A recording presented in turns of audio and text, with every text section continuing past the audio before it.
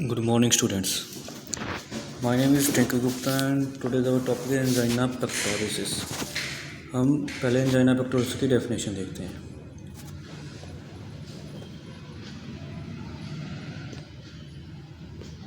angina pectoris की definition है chest में रिजल्टिंग फ्रॉम मायोकार्डियल इस्चेमिया, यानी कि हमारी चेस्ट में पेन और due to any myocardial layer की वजह से हो सकती है चेस्ट पेन, जब वॉल्स की वजह से हो सकती है, जब कोई भी एनी कॉज हो उसको हम बोलते हैं एंजाइना. एंड इसकी other definition chest pain due to obstruction और स्पाज्मिक कॉरोनरी आर्टरी. हमारी जैसे मैंने आपको पुरानी वीडियोस में बताया था, कॉरोनरी आर्टरी हमारे हार्ट में होती है जो हार्ट को ब्लड सप्लाई करती है. अगर उनमें कोई ऑब्स्ट्रक्शन हो या प्लेक हो तो उसकी वजह से भी हमको एंजाइना फील हो सकता है. सबसे बड़ा रीज़न ही एंजाइना का है कॉरोनरी आर्टरी स्पाज्म, और हम इसको एक और नाम से बोलते हैं कॉरोनरी आर्टरी डिसीज को एथेरोस्क्लेरोसिस. सो एंजाइना की टाइप्स. सबसे पहले आता है स्टेबल एंजाइना. स्टेबल एंजाइना का मतलब ये है इंक्रीज इन ऑक्सीजन डिमांड. फिर आता है अनस्टेबल एंजाइना. अनस्टेबल एंजाइना का मतलब है ड्यूरिंग रेस्ट चेस्ट पेन, यानी कि पेशेंट रेस्ट कर रहा है उसको चेस्ट पेन होने लग जाए तो उसको हम बोलते हैं अनस्टेबल एंजाइना. फिर आगे आता है वेरिएंट एंजाइना. फिर आता है nocturnal angina, at night associated with rapid eye movement during dreaming. फिर आता है decubitus angina, when patient raised up after lying. फिर आता है post infarction after myocardial infarction. Okay, types clear आ गई. स्टेबल एंजाइना जिसमें ऑक्सीजन की डिमांड बढ़ जाती है. अनस्टेबल एंजाइना जब पेशेंट रेस्ट से उठता है या रेस्ट कर रहा है तो उसको चेस्ट पेन होने लग जाती है. वेरिएंट एंजाइना, फिर nocturnal angina, decubitus angina and post infarction. Post infarction after myocardial infarction, जैसे पेशेंट को एमआई हुआ उसके बाद पेशेंट एंजाइना फील करे उसको हम बोलते हैं पोस्ट इन्फार्क्शन. सो आगे आते हैं कॉज. पहला कॉज है decrease blood supply in heart और increase blood supply in heart. अगर खून हार्ट को कम जा रहा है तो भी एंजाइना होगा, अगर खून हार्ट को ज़्यादा जा रहा है तो भी एंजाइना होगा. सो सबसे पहले पढ़ते हैं decrease blood supply in heart क्यों होती है. सबसे पहले decrease blood supply in heart का कारण है कॉरोनरी आर्टरी डिसीज, जिस पेशेंट को सीएडी हो, एथेरोस्क्लेरोसिस हो, circulatory disorders, for example patient को मिट्रल वाल्व स्टेनोसिस हो, एओर्टिक वाल्व स्टेनोसिस हो, ट्राइकस्पिड वाल्व स्टेनोसिस हो, एओर्टिक एन्यूरिज्म. पेशेंट का एओर्टिक एन्यूरिज्म मतलब पेशेंट का एओर्टा जो है उसके ऊपर कुछ मास बन चुका है, उसको हम बोलते हैं aneurysm. Blood disorder, for example severe anaemia या blood cancer, leukaemia. Hypoxia, decreasing oxygen level in cell and tissues. Okay, अगर ब्लड सप्लाई हार्ट को कम हो रही है तो किन कारणों के कम हो रही है. सबसे पहला कारण है कॉरोनरी आर्टरी डिसीज और atherosclerosis. Circulatory disease, for example aortic valve stenosis, mitral valve stenosis, tricuspid valve stenosis. फिर आता है एओर्टिक एन्यूरिज्म. जो एओर्टा है उसके ऊपर कुछ लीमर बन जाना या मसल का पाउच बन जाना, उसको हम बोलते हैं aneurysm. Blood disorder, for example patient को सीवियर एनीमिया है, ब्लड कैंसर है. हाइपॉक्सिया, पेशेंट का ऑक्सीजन लेवल कम हो गया, सैचुरेशन कम होगी जिसकी वजह से हमारी सेल एंड टिश्यू को ऑक्सीजन कम मिलती है. फिर इसके आगे है increase blood supply in heart. अगर अब हमारे हार्ट को एकदम से ब्लड सप्लाई इंक्रीज हो, जैसे ब्लड प्रेशर बढ़ जाना, अब वो किन कारणों से बढ़ सकता है. Excessive exercise, excessive emotional level और एक्सेसिव फूड इंटेक. जो पेशेंट ज़्यादा एक्सरसाइज करता है, जैसे हम लोग कभी कभार एक्सरसाइज ज़्यादा कर लेते हैं तो हमारी हार्ट बीट एकदम से तेज़ होने लग जाती है. जब जो पेशेंट इमोशनली ज़्यादा हो, जो पेशेंट सेंसिटिव ज़्यादा हो, या फूड इंटेक, जिसका फूड इंटेक या फूड हैबिट्स अच्छी नहीं है, वो फ्राइड फूड इंटेक करता है या कोलेस्ट्रॉल रिच फूड इंटेक करता है या ऑयली रिच फूड इंटेक करता है. और इसके और कारण हाइपरटेंशन. मैंने हाइपरटेंशन को पूरा आपको बता चुका हूँ, फिर भी एक बार आपको डेफिनेशन बताता हूँ. Increase in the heart pressure of the patient bye 140 to 80 और मोर देन डैट. एंड कुछ other heart disease, for example patient को उसके कंडक्शन में प्रॉब्लम है, एसए नोड में प्रॉब्लम है, एवी नोड में प्रॉब्लम है, जब पेशेंट के एकदम से हार्ट बीट बढ़ जाती है, जब पेशेंट की एकदम से हार्ट बीट कम हो जाती है, तो इन कारणों से भी एंजाइना पेक्टोरिस पेशेंट को हो सकता है.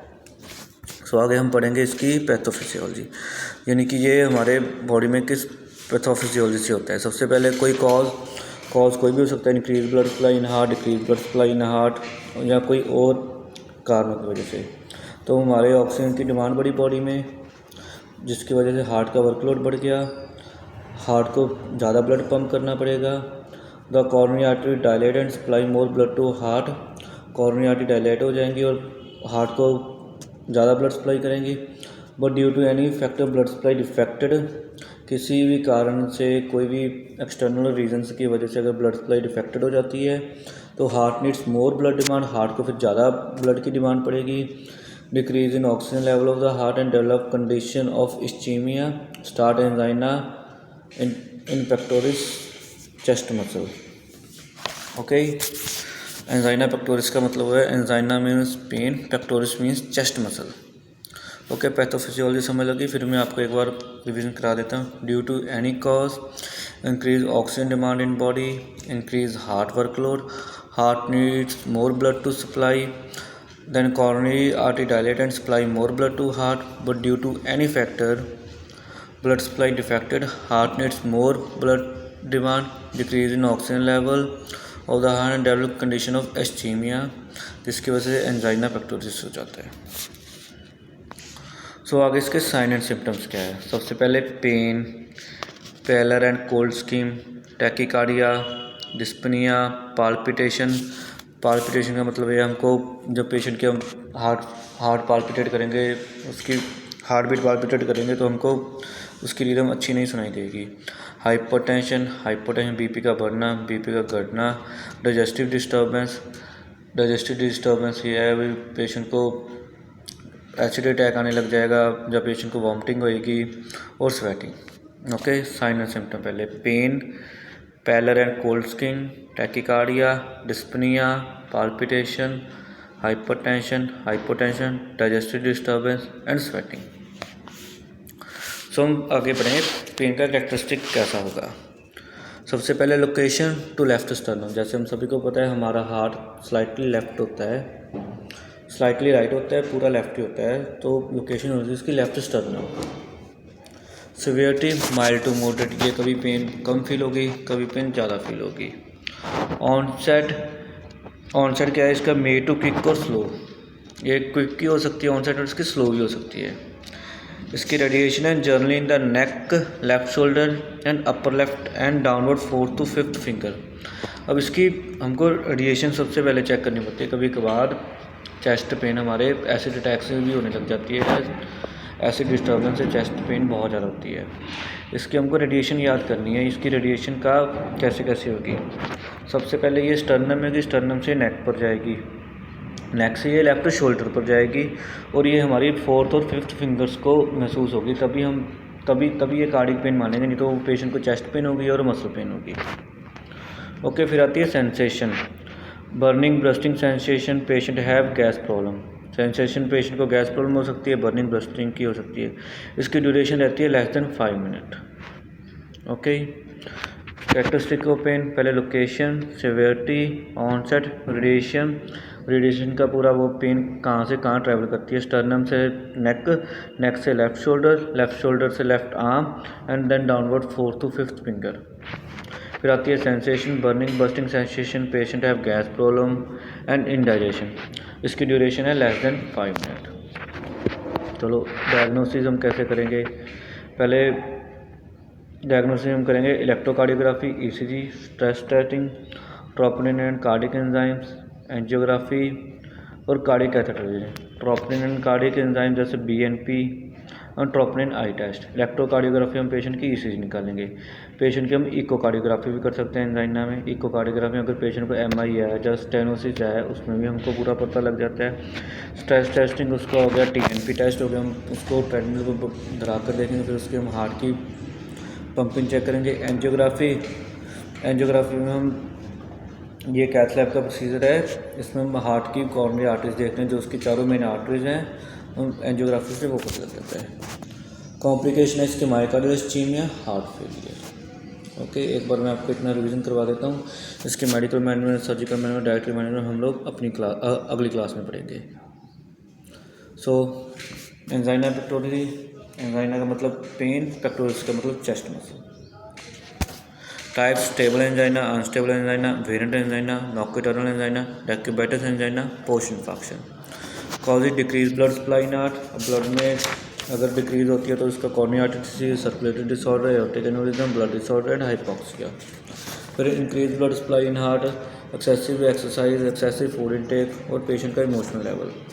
Other reason hypertension and some other left disease, heart disease. अब पैथोफिजियोलॉजी क्या है?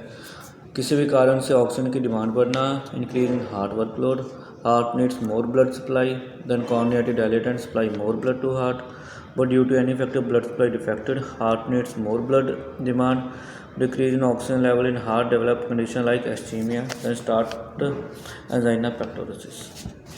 Sign and symptom: pain, pallor and cold skin, tachycardia, dyspnea, palpitation, hypertension, digestive enzyme, sweating. Characteristics of pain: location, उसकी location left sternum, severity mild to moderate, onset may to quick or slow, radiation generally in neck, left shoulder and upper left arm, downwards to fourth and fifth finger. Sensation: burning, roasting sensation, patient have gas problem and indigestion, duration less than 5 minutes. Diagnostic evaluation: सबसे पहले हमको main chest pain, electrocardiography, stress testing, troponin and cardiac enzymes, angiography, cardiac catheterization and echocardiography. Complication इसकी myocardial ischemia, heart failure. Thank you.